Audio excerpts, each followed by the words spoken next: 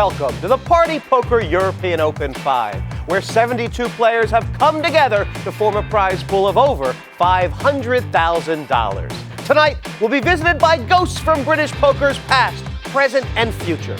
Roland De Wolfe has won it and done it. The hit squad's Karl Mahrenholz is living the dream, and the styler, Josh Tyler, could be the next good thing to come. But surely, the winner is the one to find his inner Scrooge.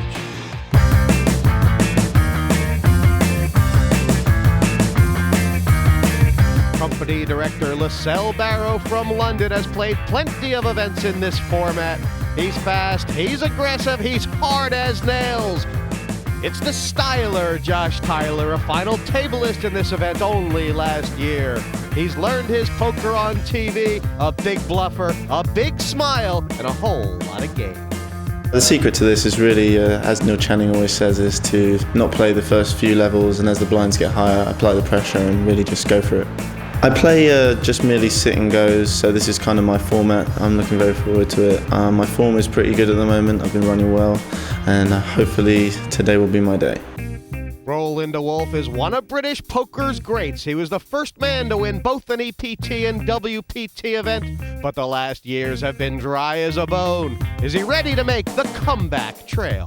It's nice to be respected and to have achieved stuff, but I'm quite forward-looking, and it's always about the next event. If you start thinking what you've done in the past, it doesn't really count for much. It's all about, you know, how well you're playing and stuff. And maybe when I was first successful, I maybe took that to heart too much. But I'm a bit older and a bit more focused, a bit more mature in my game.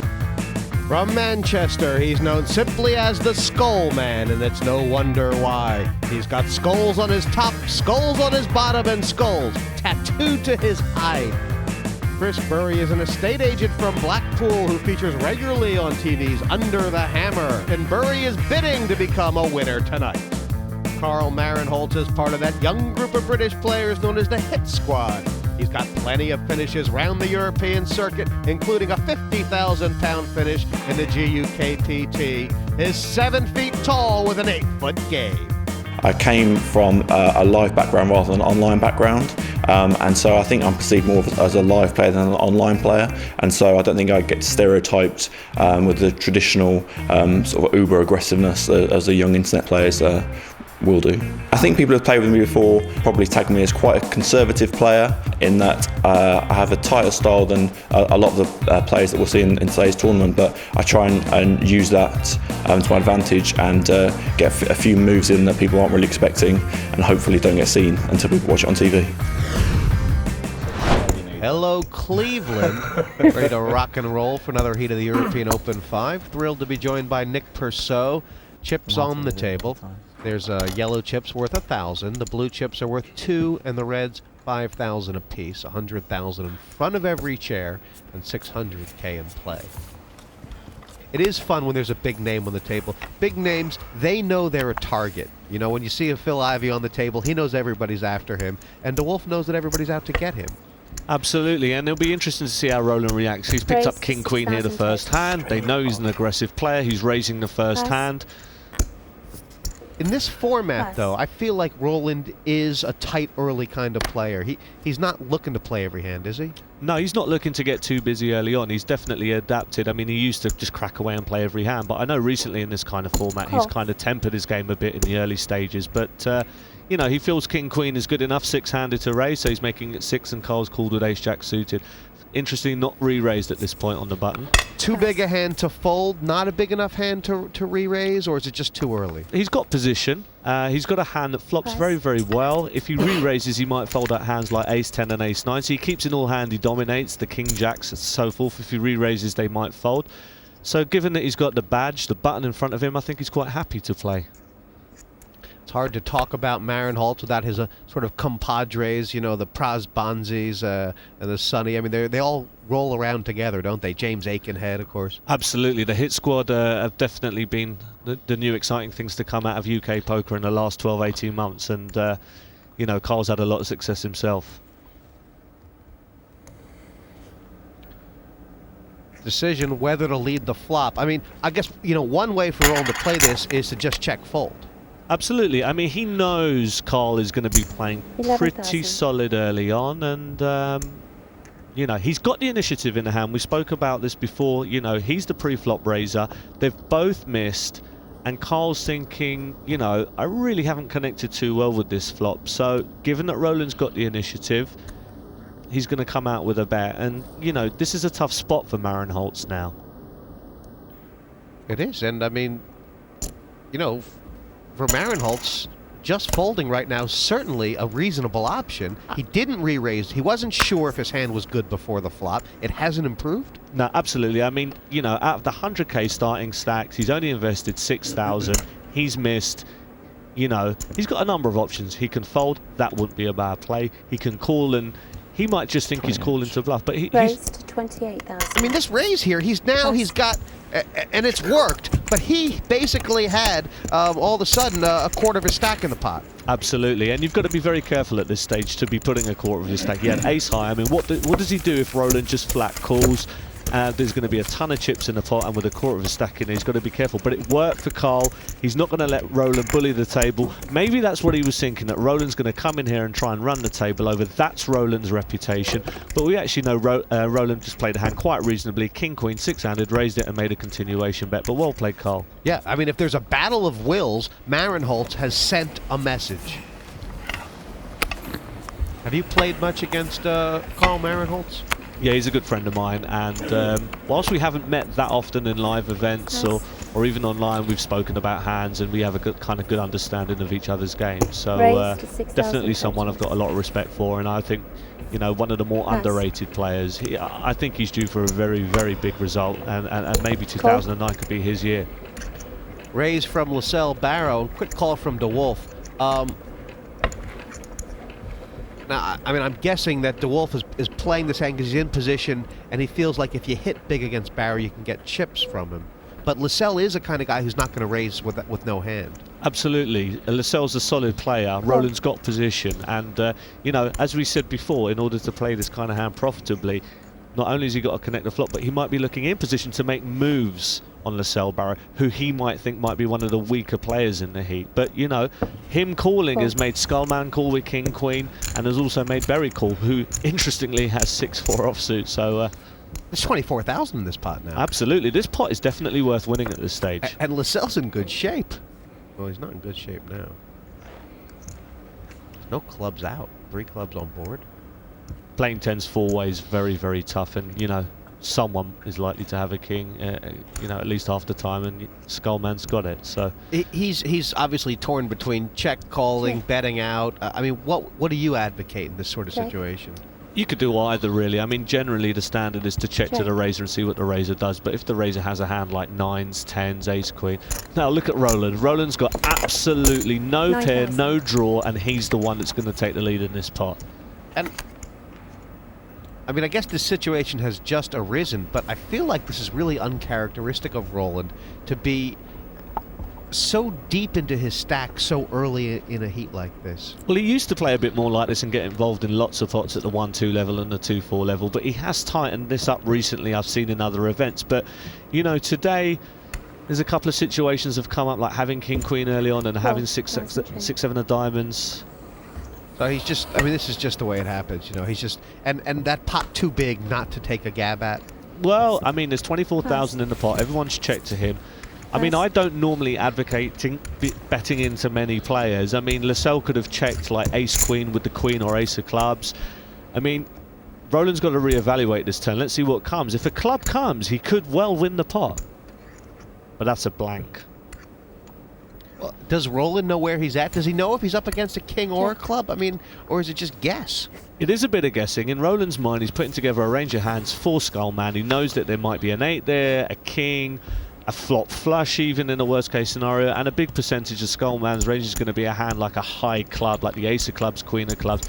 And I think Roland knows that card's a blank. He knows the person's going nowhere. The board hasn't changed, but it'll be interesting to see whether Roland now represents, with a big 35k bet on the river, that club, because it's very hard for Skullman now to make the call. Why did you pick that number?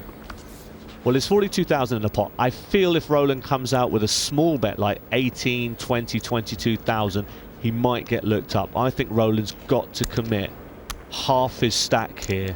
It's a big gamble, Jesse. 20,000. That's too small in my opinion. Too small to what? I mean, when you say, does he have to in his mind chase, you know, any club but the ace or the queen? I mean, is that what he needs to be doing here? Well, he's figuring out that it's very unlikely Skullman has a high flush because he would have bet the river, and Roland having position is a key, you know, component of this hand, and it's got through. Well played, Roland. It is. I mean, Roland's a smart guy. Why did he choose the 20 there? Why didn't he want to commit? Did he think there was a chance Skullman was checking the nuts there or something like that? Well, you know what's... Well, he's pretty much now thinking that Skullman really hasn't got a high club, is probably more likely now to have a king. And he thought that in Skullman's mind, this milky, small-looking kind of value bet would be more effective than making a bigger bet like a bluff. But, you know, it worked for Roland, and I'll be interested to know what his thoughts are on that hand afterwards. But, you know, well played, Roland. He lost chips early. He's got them all back. He's won a very nice pot. This, we're seeing a lot of depth in the British poker scene in this tournament. I mean, there's a lot of Europeans from all over playing here. Cool. But I feel like a couple of years ago, you know, there was sort of just the sort of similar same old faces in British poker. And the game is so deep right now, especially in England. Absolutely. We've got a lot of younger players coming through who had most of their experience online, and it's good for the game. I mean, it's good for poker, it's good for people watching at home and TV. They're getting to see lots of different players, and you know what, these new kids coming through, they might be unknowns, but a lot of them play very, very well. Check, check. Well, that's pretty much a clean miss. Bottom pair with the bottom kicker, the best hand. It's nothing to write home about. Check. Is it time to bet? Is there any reason at all to bet? The reason to bet would be to protect your hand against cards that might come that might, you know, outdraw your hand. But really, when you're betting, it's kind of weird. You don't really want people to call you because there's not that many worse hands they might call you with. Right. So he's trying to get to showdown now. That's a great card for Roland. He knows that if someone would have bet, they would have bet the flop or the turn, and he might well be good. Go on, Lascelle. Now, is this... 4,000. Does this story make sense? Not really, but the bet size and who it's coming from is going to worry Roland, and he folds really quickly. He knows Lascelle's game is tight. He knows that Lascelle doesn't like bluffing. He was happy just to everyone to check that down and show two pair queens and sixes, but Lascelle didn't let him do that. Well played. Go on, Lascelle. That was a nice little wrinkle. You know, players come in, they add a little bit to their game over the years, and these guys are bright guys. They're going to do a bit of research before the game, and you know, if they expect everyone to think they're tight and solid, maybe now they're working out. Maybe I can mix things up a bit more and get away with a few more bluffs if everyone thinks they're a bit of a rock. At the table. Is it a few? Yeah, definitely the table. Is each skull for each death? A few. he did say if whoever knocks him out, he's going to take their skull. Of skulls as death. I think of them as beauty. Roland De Wolfe name. Ah, look at that Phantom. ring. I mean, look Roland at De that Wolfe. ring. He's so good. He's so good. Where do you get one of those? Wow, we love Roland. He's so good. I know Damon Hirst made a diamond-encrusted skull recently. That's right. This is definitely his market for who's going to buy it. Absolutely. It's like $1 million. Yeah, absolutely. The pièce de résistance skull. Where's Jim these days? That is someone to aspire to. And this is kind of an important pot for Skullman. I mean, he hasn't really got his feet under him does it yet, start? Nick. You know, he's missing flops. You know, that club came on the river into one of the early hands. He can come back from here, but he's got to, you know, I think it's important for him to win this pot. You're right, Jesse. I mean, you know, he's in good shape against actually quite a strong hand, given that he's only got Jack Queen. He's got two overs. He's got the flush potential, straight potential. So I really want him to make. You get the feeling, you know, he's feeling like the game's running away from him. If he misses this flop, he may bet it anyway. So I think for him, it's probably better to just hit this flop, right? Yeah, he might come unstuck in the turbo. Roland's outflopped him here, and I think he's going to be in a bit of trouble. I'm going to check. Check. So then this nice man here. Frightening man on my left. 6,000. That's a fair bet. Roland's going to love that bet size. Oh, come on. Because Let's get involved. why is that? Because, you know, the guy's not pounding the pot. There was 16k in there in the middle. If the guy starts leading up to 16k, Roland's going to start panicking. So why did Roland call rather than raise? Roland, you know, he's got a bad kicker. If he raises, he can't really get any better hands to fold, and he'll get all the worse hands like the queens and the nines to fold. So Roland's controlling the size of the pot whilst keeping hands that he beats in there. Now that's a really, really good card for Roland. It doesn't complete any of the straights. It's not an ace. It's not another overcard. So that's what we call a blank. And that bet to me doesn't make any sense. 4 into 34. You're going to bet 2 on the end. Should it now be time for Roland to raise, or should he be happy to keep the worse hands in? I might be tempted to put a bit more value in this pot now. I don't think I'm beat when the guy bets 4 into 36. I kind of get the view that he might be betting a slightly worse hand like the queen. So, you know, but he's got to be mindful of the fact that Lascelle's in the hand. But Lascelle calls quickly when he knows what he's got, but he took quite a while. Roland's just calling. It's 42,000. There's 46,000 chips in this pot, Yeah, Jesse. Interesting. I mean, there's obviously going to be a lot of scare cards out there for Roland. That's a great card again for That's Roland. not a scare card. Look at that. And this guy might bet 8k. Roland's going to be delighted to pick up That's extra a check, chips. by the way. Even this guy might just check and try and see the showdown as well. How could you check 2 pair there? You know you're winning. He's bet. Again, I mean, Roland's got 2 pair. Roland's loving this. He's bet 4k. There's 50,000 in the pot. I think Roland might be very, very tempted to pump this up a bit. He's got 2 pair.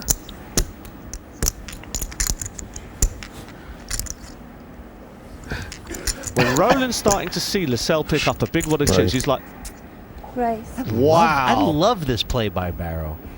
To 12,000. Oh, that's not much of a raise. all right, Roland just insta-calls that. I mean, 40 would have been something to think about. I think from the other 2 less experienced players in the pot, there's been some, you know, bad bet sizing here. Roland's won a 74,000 chip pot. This is going to make Mahrenholz and Tyler feel absolutely sick.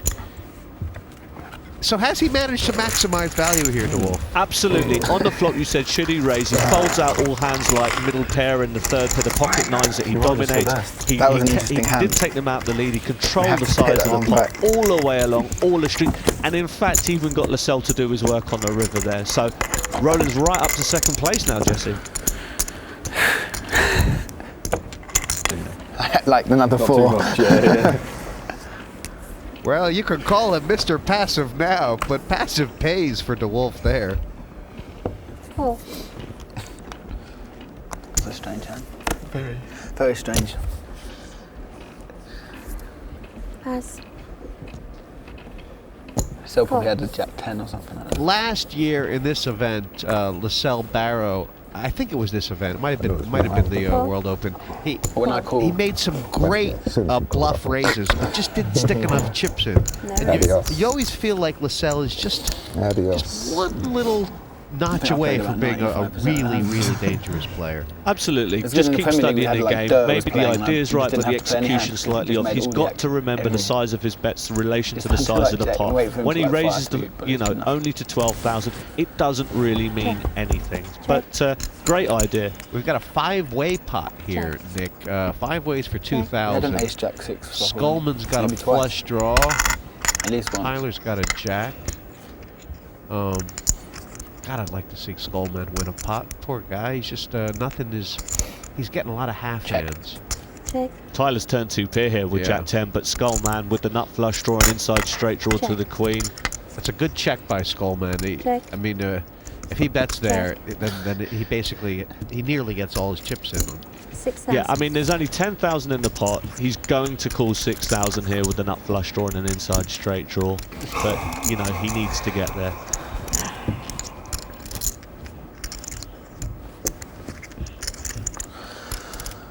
Go on then. I'm out. Is there any reason for Skullman to think about raising here? Straight and a flush draw? I mean, trying to give himself 2 chances to win?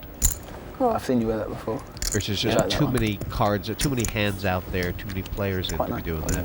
Yeah, the more players in there and the more scary the board, you know, the harder it is to get your bluffs through. You know, he's getting 6 into 16 with his implied odds of maybe getting paid. I mean, Tyler's got a good hand and will pay off if a spade hits, because 2 pairs pretty strong in this format. So pray for the spade, pray for the queen. Oh. Bink as they say. So you've got the stone cold nuts on the river. But here's the problem: playing your hands out of position means it's very, very hard to get paid. Now, when he checks the flop, check calls the turn, and now leads up, he's got to bet more than that. I mean, King Jack. nuts. I thought you were going to come over the top of me then. Well, as you say, maybe not the biggest pot in the world. Maybe he could have bet the river harder, but either way, I think it's the first pot Skullman's taken down. And, you know, you need to get one under your belt to get confidence going. Absolutely. He's up to 67,000, loses that pot and he's below 40. So that's a good pot for Skullman to win now, Jesse. Coming up, the treasure chest includes a semi-final seat when the Pirates get on board after the break.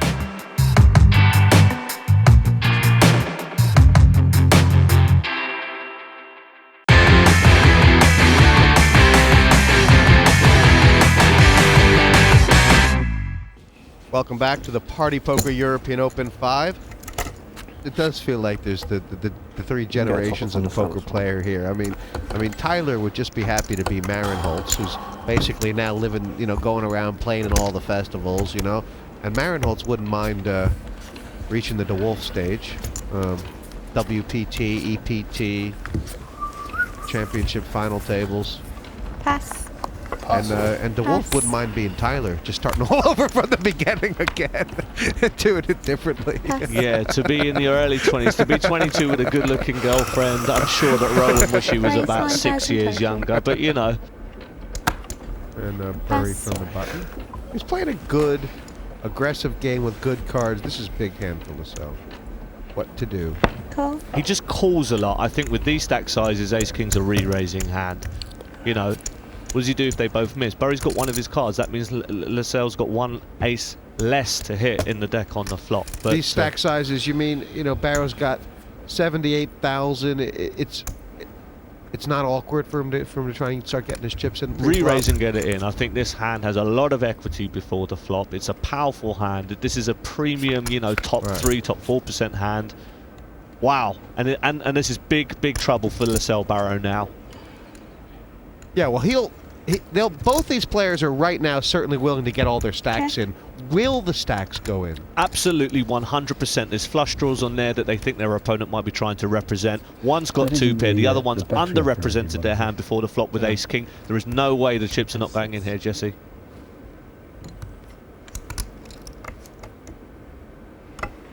$9,000.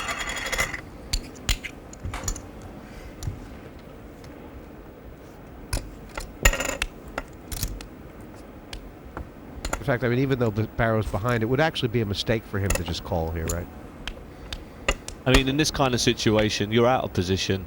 With these stack sizes, raise, get the money in. I mean, I would have personally re-raised pre-flop. For value to build a pot, but... raise. Yeah, Raise. See, the chips are going in here, Jesse. Bury, with his stack, is not getting off this hand. But you know, a 9 counterfeits Bury's hand. Lascelle can still hit the king. There is an opportunity now. He's going to go all in here. There still is an opportunity for Barrow to get out of this hand. I think he's going to win something between 25 and 30% of the time.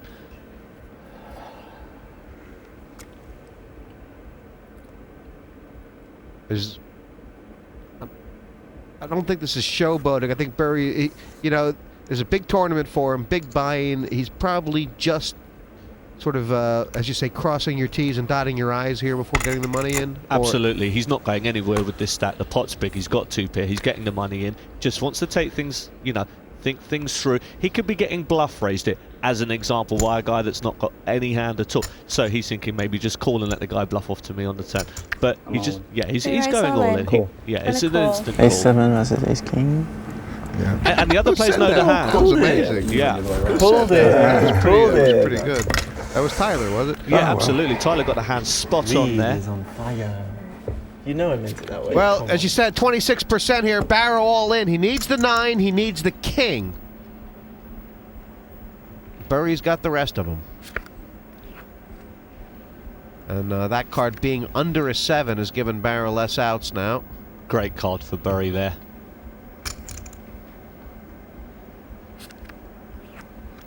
That's Blackpool, 2 pair. And I think he's got Lascelle covered. Pass your chips over. So It's not for sure. Pass yours for Lascelle. I think Lascelle had a few more chips and he'll still be in, but that's a big blow. That'll be a big blow for Lascelle at this stage in the tournament, and Chris Bury's right back in this.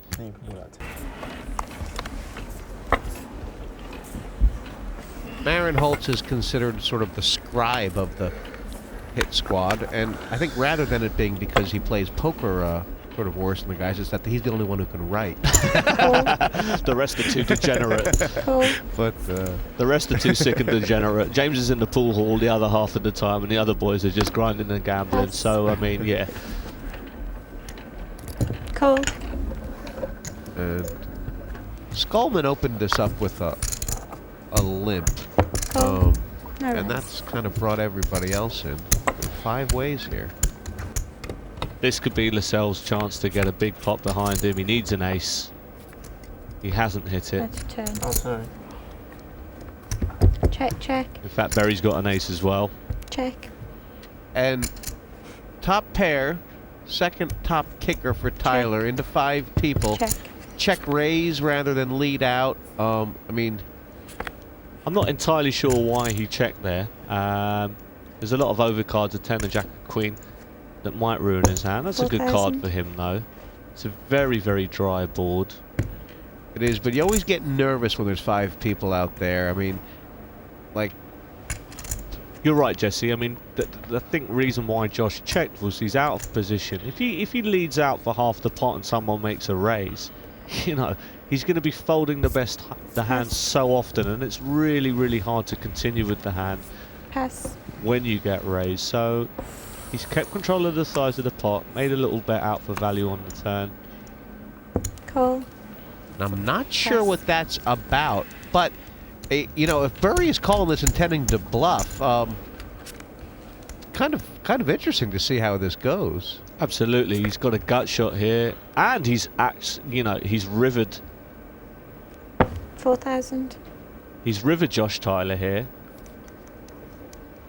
Now that's a defensive bet. That is they call it a blocker bet. Right. That's a defensive bet. Cool. Card space. 9. What a great blocker bet there by Josh Tyler. It worked out perfectly for him. You know, if he checks, maybe now Chris Bury's betting 12, 16,000 into the 30k pot on the river. I think, you know, whilst being rivered and unhappy, Josh Tyler did the best he could with the rest of that hand. It's Bury, 146. Second from the chip lead. You say, why is it not more? Well, he was down really low, Bury. And between him and Mahrenholz now, they got half the chips in play. Payout out for the 4,000 with a yes. Justifying his call on the turn. Yeah, no need to explain. When you know you're going to get there on the river and hit the ace, just put the money in behind. Cool. Wasn't. Yeah. Pass. Pass.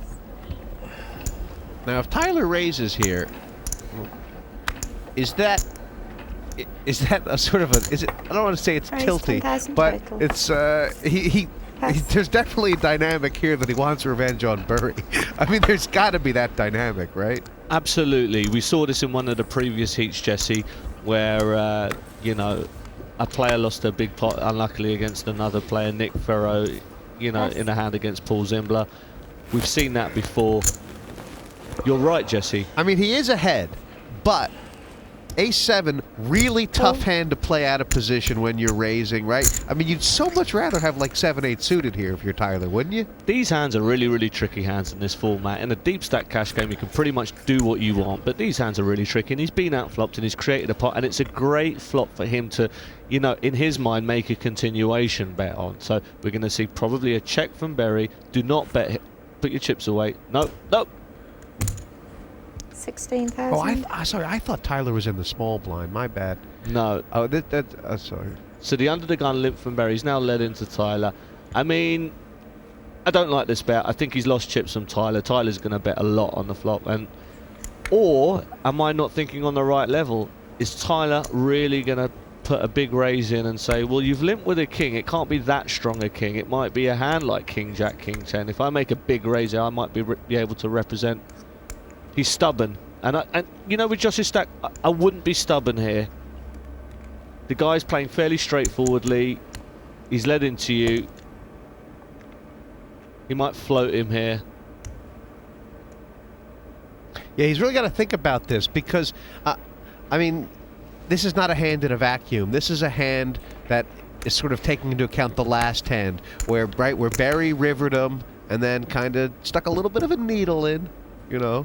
You know, absolutely. He kind of talked about the hand afterwards. Well, I had outs, I had to call, and Josh was probably just rolling his eyes and going, yeah, whatever. But look, Josh, you know, you might be a bit tilty. You see, he is raising, and when people do, this is like an internet thing as well, and I know it just plays a lot online. When people lead into you, you just raise them. You just click up the button and push raise. Takes a lot of heart, but we know this guy Chris Berry likes to call. I think he might shove all his chips in. He's from Blackpool, for crying out loud. You don't bully boys from Blackpool. I've learnt the hard way. It's very hard here for Berry to call and not be pot committed. So, I mean, if he is going to call, he'll only have a big stack of blues and yellows left. There's going to be over 100,000 in the pot. You can't blame the guy for putting the chips in now. But, you know, this is the problem limping in with a hand like King 10. He was having a look over at Tyler. I mean, I wonder if he's got any kind of read over him. I mean, Tyler doesn't exactly right now look like a guy with 4 kings, does he? You know, no, he doesn't, Jesse. There's 100,000 looks like in the he's pot. going to throw up. The hand on the mouth, a very motionless kind of stance. When people get very still, that's a tell that I use sometimes. Now, here's the thing that will be going through Berry's mind. If he's got a hand that, you know, beats him like king, queen, another queen comes out, and it now makes it less likely that Tyler can represent a genuine hand due to card elimination now. So I think he might check again to Tyler. We've seen Tyler make some big bluffs in this. I'm Oh, All in. wow. Well, that's going to end the hand. It's interesting that Berry did it like that. It's very interesting Berry did it like that. He had half a pot size bet left. There was 100k in there. He only had 56 left behind in a stack of yellow and blues. Now, he's not given... I mean, he's basically, you know, Tyler's got 56,000 there. I do wonder if he's saved Tyler that 56,000. But There's it's a all possibility, Jesse. You've mentioned that this young guy likes to make multi-street bluffs and he's got a lot of heart. And, you know, it is possible that Tyler could have had another stab at it. I don't think he was going to be successful. And I think if he did put the 56,000 in, you know, it would have been a mistake. And he had his, you know, go on the flop. But this is Berry's pot. It's a bit of a shame. As you said, I mean, that 56,000, you know, Tyler's made a good aggressive play there on the flop, but perhaps if he could take that 30,000 back now that he put in on the flop, having 86 right now, or actually it was even more, wasn't it? It was, you know, he'd have nearly 100. I mean, that's a big difference in this format. Absolutely. He had 126,000. He's now down to half the starting stack on 56,000. You might have argued that it was a bit of a tilty play, raising the A7 to the undergun limb from Chris Berry, and he's just gone ahead and slaughtered half his stack. If he was steaming before the A7 hand, he must be going off like a rocket ship now, Jess. And for Berry, 200k, a virtual double up for him. Everything working. Coming up, we'll be off the plank and into the river when the turn hits town in a minute.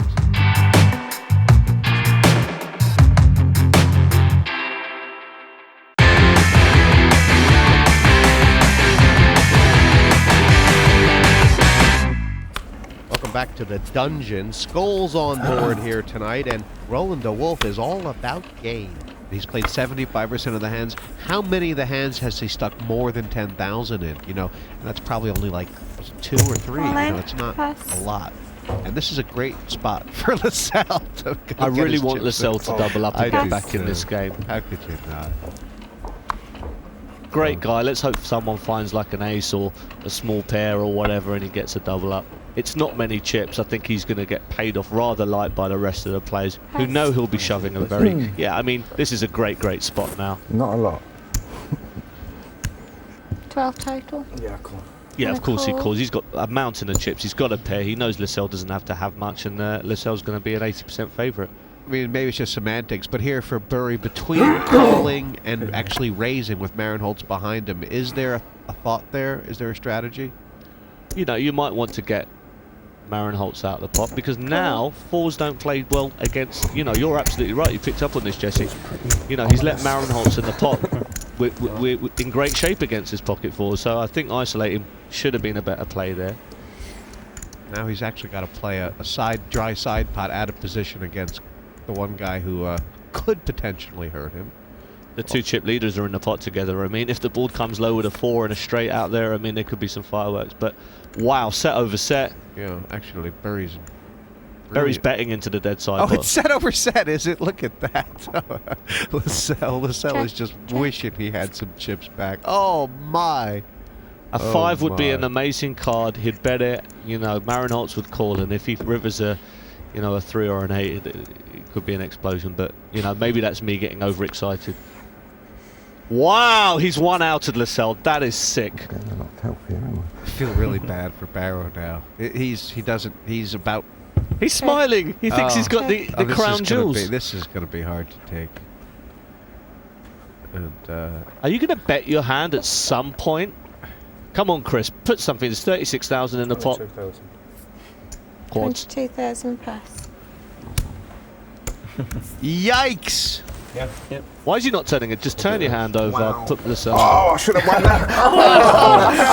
How to get knocked out? That's hard. So sick. That is a hard way to go. And look, he's Unbelievable. laughing. This is a guy. He is a great I'll show you around again now. What a great sport. What a gentleman. He's smiling. He's going around shaking everybody's hand. We need people like Lascelle Barrow. I mean, one out of there. I thought I was with. Anyway, cheers. Good luck.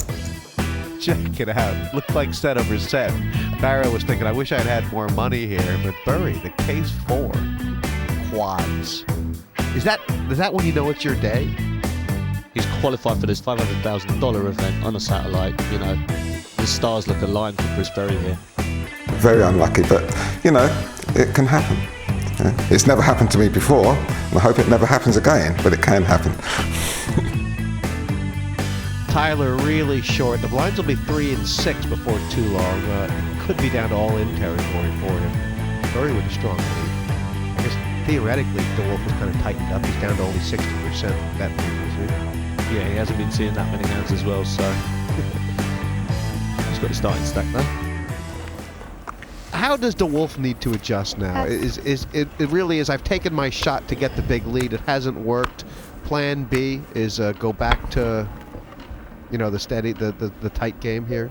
I think Roland realises now, just having over 20 big blinds, you know, he can do a move like re-raise all in. He can't play many flops. He can't keep raising king 3 and fold into a re-raise. And Chris Bury, with position with a stack, likes to play pots with Skullman, but if he does decide to play this pot, either by re-raising or flat calling, he's going to be in a lot of trouble because Skullman has a monster here. Yeah, I mean, you talk about notches. You feel like if Bury had ace 10, he's coming.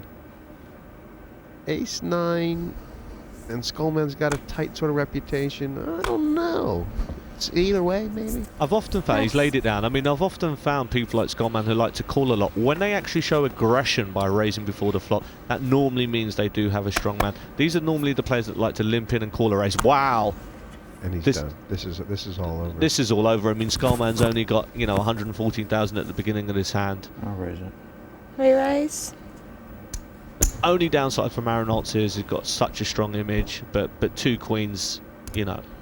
Right, but he's, you know, against some players, he might say, hey, look, I could slow play this. He reckons that Skullman, as you said, is not raising light, so you need to try and maximize this before the flop. Absolutely. I mean, the problems are by just calling in for ace flops, both of them get scared and don't put any chips in. By re-raising here, one of the big advantages is with a monster, Skullman won't be able to get away from his hand.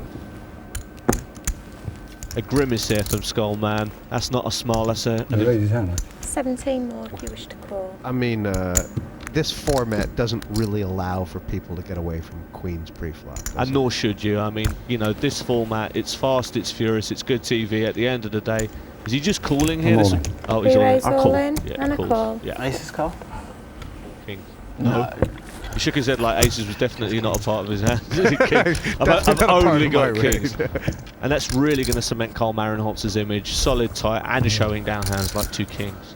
Queens beat kings sometimes, but not often enough to make Skullman smile just yet. He's feeling very rickety and he is all in. And there will be no backdoor flush possibilities for Skullman. Needs the queen.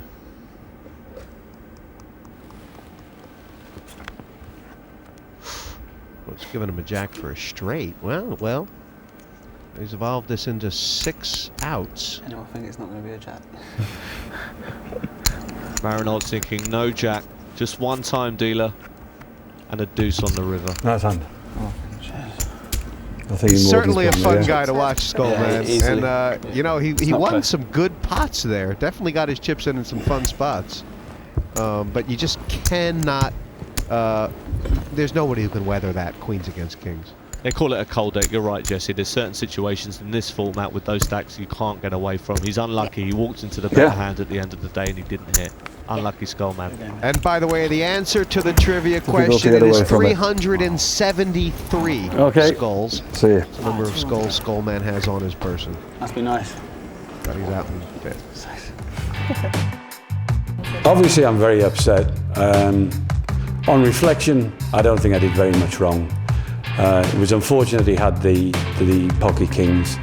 I think 8 out of 10 people would have played the way I did. Difficult to put it down.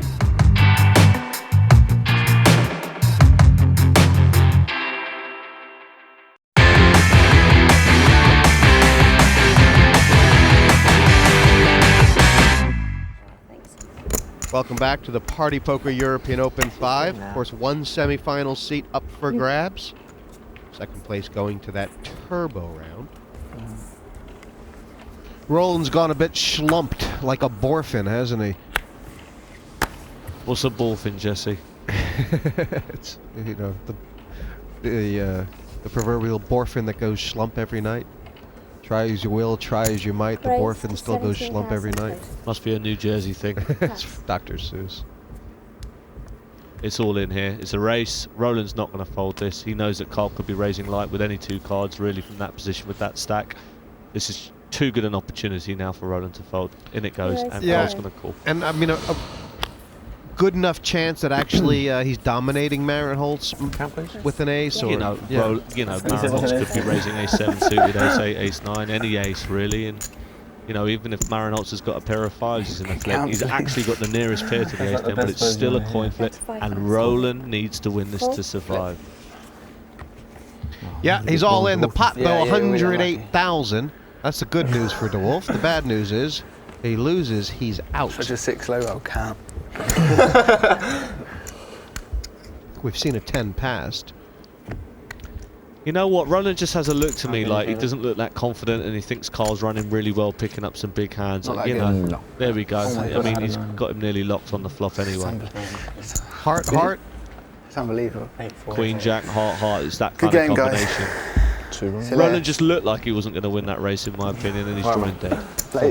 He gave it a good run tonight, Roland De Wolfe. He did what he could, but it just didn't work out.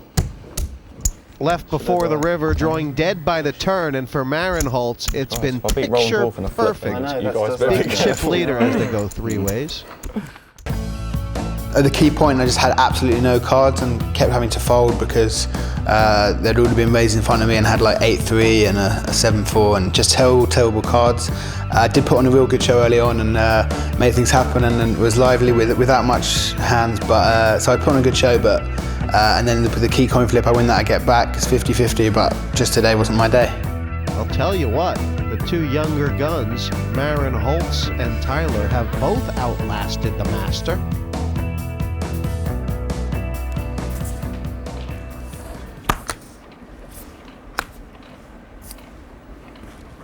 Lines are going to 5 and 10,000 though. It's going to make it harder. Pass. The way Josh Tyler's played his short stack, he will look first. Call. All in the call. And probably behind 9-10, but probably not too far. Oh, dominated it sounds like. Yep. Tough stuff for Tyler, but he was going to have to win one of these all in sooner or later, and there is 86,000 in there. Absolutely. If he wins this pot, he can definitely get himself back in this heat, Jesse. And you wouldn't begrudge him one here. It'd be fun to see what Tyler can do. He's in trouble now, though. Yeah, that's ugly. Super bad shape. Yeah, it has to be a 10. That is not the 10 of spades. Wouldn't mind an 8 of diamonds to give him some extra outs. Hope. 8. Yeah. 10. Couple 8s now. 3 of the 8s, 2 of the 10s. Oh, and the flush. He played a pretty strong game. Maybe just the one hand he'd like to take back tonight, Nick. But this is a young man, Tyler, who we're going to be seeing a lot of in the future. Yeah, absolutely. You want to take back that A7 hand, but apart from that, he played pretty well, and probably a fair result for where he's finished today, Jesse. Well, it's 2 left playing for that one guaranteed seat in the semis, and a bit of a David and Goliath matchup here. On the one side, the estate agent from Blackpool in on a qualifier, first time on TV, and his slingshot packs a wallop. But on the other side, the 10-foot behemoth, Karl Mahrenholz, who's got all the experience and really fancies his heads-up game. But, Nick, it's not that simple. The blinds are big enough that this could be crash and bang. Yeah, it can be in a very explosive heads-up final. Seeing the stats there between Bury and Mahrenholz. Yeah, I mean, Bury has been a lot more active, 45% to 20%. And you get the feeling that he's going to be looking to play big pots, and Mahrenholz would maybe have a little bit of a defensive game. Yeah, absolutely. I'll be interested to see how this shapes up. But to be honest, you say it's David and Goliath. I've been very impressed by Chris Bury today. He's shown that he's got a lot of game. He's fearless, he's aggressive, and I think he can be a right handful here for Karl Mahrenholz. There is obviously a Blackpool element to this. It's a fast game. It's an aggressive game. It's a game with a whole lot of heart. And Mahrenholz knows this. You know, he knows playing with Chris Bury tonight, you're not just going to blow him off pots. No, he's shown he can make some good cool downs, and he showed that he's not afraid to put his chips in the middle. So limit your bad hands and raise your good ones. That's what they say. And this is a monster heads up, and he's going to make it 30 more or something like that. And, 30.